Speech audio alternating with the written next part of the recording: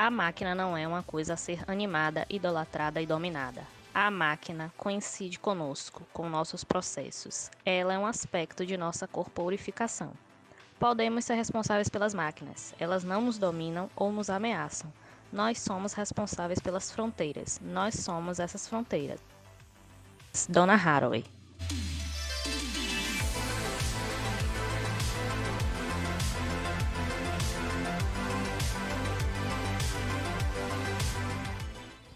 A luta pela sobrevivência e a autoafirmação são algumas das inúmeras questões que movem o mundo.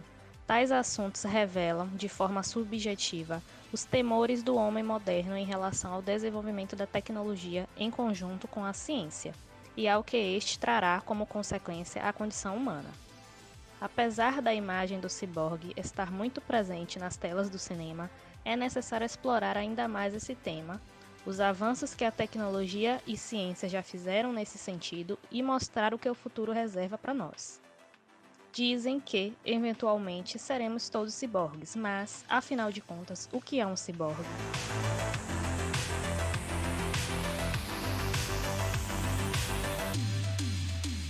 Um ciborgue é um organismo dotado de partes orgânicas e cibernéticas, geralmente com a finalidade de melhorar suas capacidades, utilizando tecnologia artificial.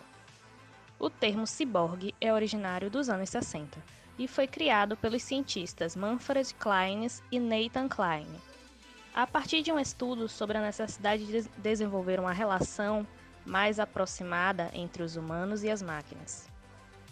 Numa época em que o homem iniciava aventuras espaciais, ele só poderia ir ao espaço mediante aparatos tecnológicos específicos, dispositivos externos, que permitissem desafiar a falta de gravidade, realizando as suas funções fisiológicas com normalidade.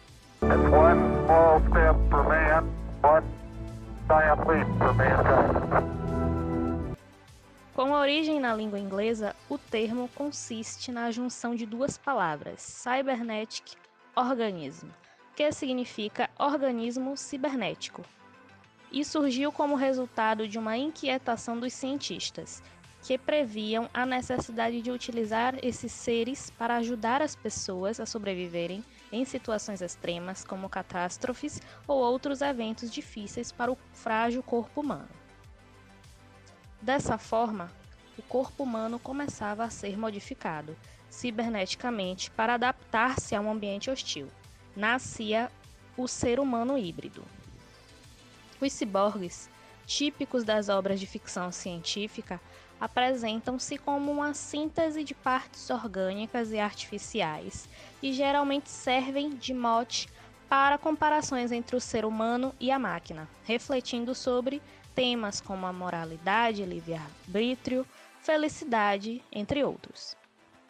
Estes ciborgues podem ser representados como visivelmente mecânicos, como por exemplo os Borgs em Star Trek ou os Klyons em Battlestar Galactica de 1978, ou quase idênticos aos seres humanos, como por exemplo os Exterminadores em Exterminador do Futuro.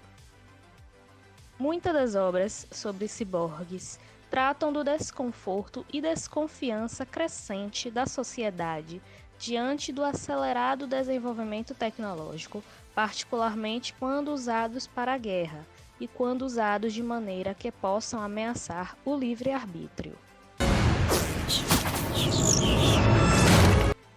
Apesar de parecer algo surreal, muitos ciborgues já estão entre nós. Uma pessoa que utiliza uma prótese mecânica, por exemplo, faz uso da tecnologia para melhorar a sua própria biologia. O filósofo Marshall McLuhan disse que a tecnologia é uma extensão do corpo humano. E a frase faz todo sentido quando pensamos nas diversas ferramentas criadas por nossos antepassados. Com a faca, desenvolvemos uma continuação de nossos dentes, com o martelo de nossas mãos, com os óculos de nossos olhos. Mas o fato é que hoje, ao contrário de antigamente, estamos criando cérebros externos por meio de nossos smartphones e computadores. Humanos, aos poucos, estão se fundindo com máquinas e se tornando tecnicamente ciborgues. O que foi objeto de ficção científica no passado, atualmente é uma realidade. Destes membros robotizados até olhos eletrônicos, várias tecnologias emergentes estão buscando tratar condições de saúde e ajudar aqueles que sofrem de diferentes dificuldades e deficiências. No caso da saúde, já existem inúmeros dispositivos criados para auxiliar e facilitar a vida do cidadão. Um deles é um dispositivo chamado Circadia 1.0, desenvolvido por Tim Cannon, que monitora e emite relatórios periódicos sobre o funcionamento do corpo. O principal benefício da invenção é detectar possíveis fraquezas do sistema imunológico, agindo preventivamente e evitando o desenvolvimento de doenças. Esse dispositivo, por exemplo, é algo promissor, podendo prever desde um simples resfriado até uma doença mais grave, evitando sua proliferação e impedindo a sociedade de enfrentar uma possível pandemia.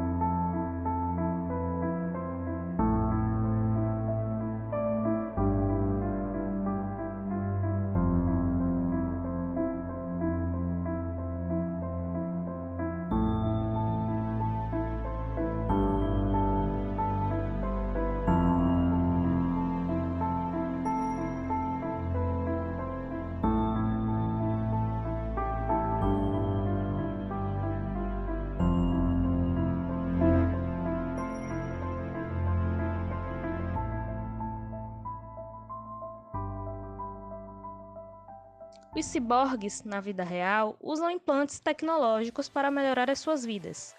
Tomando como exemplo uma pessoa que possui um membro mecânico, ela entraria nessa definição de ciborgue, uma mistura de homem com robô, resultando em homem-máquina. É possível notar que a fronteira entre cura e melhoramento é uma linha tênue e a simbiose entre o inorgânico e o orgânico pode ser material e financeiramente acessível a qualquer indivíduo que pretenda transcender os potenciais providos pela natureza. Isso significa que, no futuro, uma pessoa que não necessariamente precisa incorporar ao seu corpo partes eletrônicas pode fazer isso de livre e espontânea vontade, apenas por querer, por exemplo, melhorar seu desempenho físico, sua saúde ou até sua capacidade mental. O termo conhecido por biohacking fala um pouco desse melhoramento. Biohackers, em sua maioria, se identificam com as ideologias biopunk e transhumanista. O transhumanismo é a crença de que é possível e também desejável alterar fundamentalmente a condição humana através do uso de tecnologias e fazer um ser humano superior designado por pós-humano. O conceito de pós-humanismo costuma assimilar-se como o destino do transhumanismo, ao superar as limitações intelectuais e físicas através do controle tecnológico da própria evolução biológica, emergindo um estado existencial fisicalista no qual domina-se a transcendência natural da humanidade.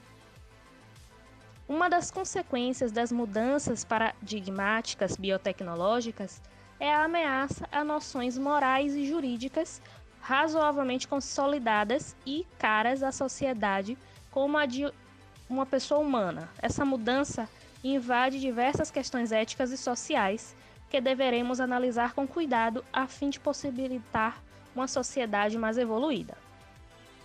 Lúcia Santaella, por exemplo, afirma que a tecnologia não somente está mudando as formas de entretenimento e lazer, mas também todas as esferas da sociedade, como emprego, comunicação e educação. Nos exemplos citados, podemos achar essa tecnologia na robótica, redes sociais e sistema de estudo à distância, o EAD. Além desses, essas tecnologias também podem ser encontradas na área da saúde. A verdade é que o discernimento humano possibilitou a criação de uma realidade paralela onde circulam dados e rastros que os olhos não podem ver se não pretendem a observar. O homem se encantou pelas máquinas e, a partir delas, conseguiu evoluir sua qualidade de vida, convivendo com a tecnologia em sua vida real. O que antes era visto apenas no mundo ficcional, cujo nos apresentavam em filmes e obras um ser meio homem, meio máquina, está passando a ser cada vez mais realístico, tendo em vista que no mundo contemporâneo e cheio de informação, a tecnologia está ultrapassando fronteiras, nas quais está sendo possível unir um ser racional, autônomo e naturalizado com uma singularidade tecnológica, criando assim o que podemos chamar de ciborgue. I'll be back.